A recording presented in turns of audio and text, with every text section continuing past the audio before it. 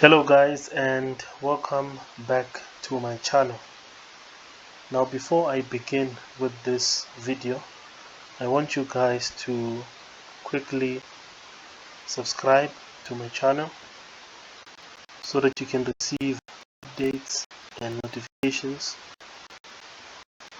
Subscribe and hit the notification bell, like the video, share the video, and comment. Leave your comment below. That is all I'm asking for this video. So let's get into it, guys. Let's try and do this. So the first principle,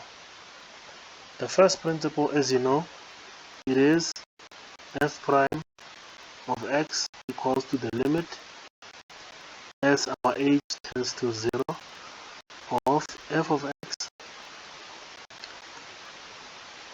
x plus h minus f of h, and this is all over h.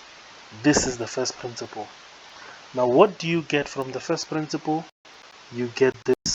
You get the gradient of the function. Get the gradient of the function. The gradient of the function. You create the gradient of the function. This also can be written as dy over dx. Remember, the gradient is the change in y over the change in x. So you can also write it like that, as dy over dx, or you can write it as y prime,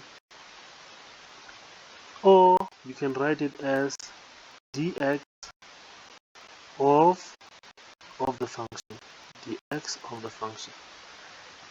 So these are all the notations that you can use, and all of them are telling us about the gradient. Now this is the gradient of the function at any point. At any point. At any point in the function. The gradient of the function at any point in the function.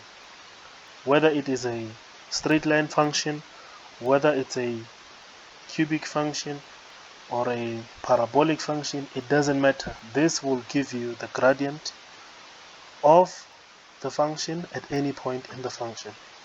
Now what the examiner will do is that they're going to ask you to apply the first principle in finding this gradient. So how do we find the gradient using the first principle?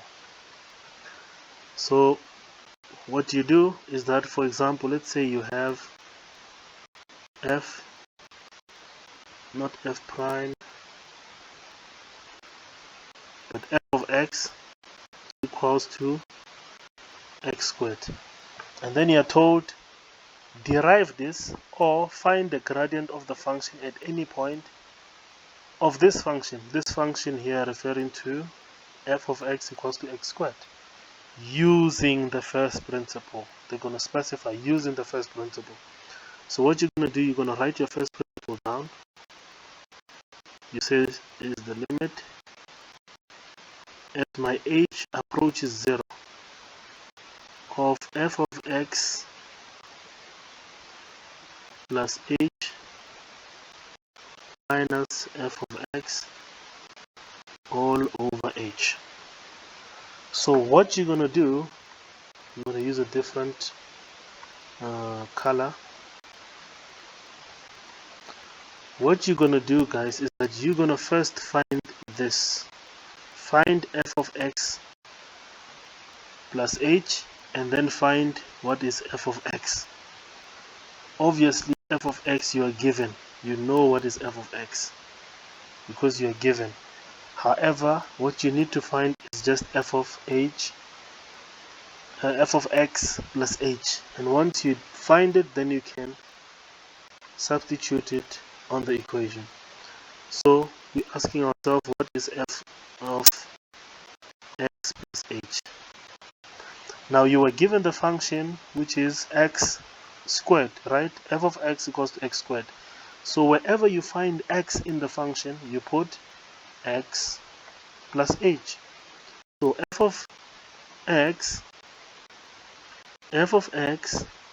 plus h equals to x plus h all squared. And then you're going to simplify this. Of course, this is 2 brackets. If you want to do it like that, 2 brackets. Then you'll have x times x, you get x squared. X times h, you get xh. H times x, you get plus xh, and then h times h, you get h squared. Then you get x squared plus 2xh, because there's 2 of them, plus h squared. Now when you're done with this, you can also write your f of x, which is x squared. Then you're going to substitute them on the first principle.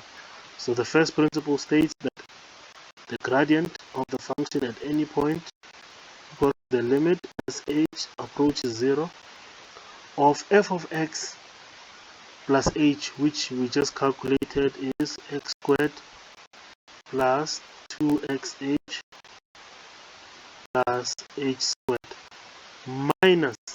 minus f of x, which is x squared. Then this is all over h. Then you write your f of x, the limit. Never forget to write the limit. Always write the limit. Approaches 0. Now, as you can see, you have positive f of x and you have negative f of x, so they're going to cancel each other. You'll be left with 2xh plus h squared all over h. You will have f of x equals to the limit as h approaches 0. Then here you're going to take h as a common factor. You say h 2x plus h all over h.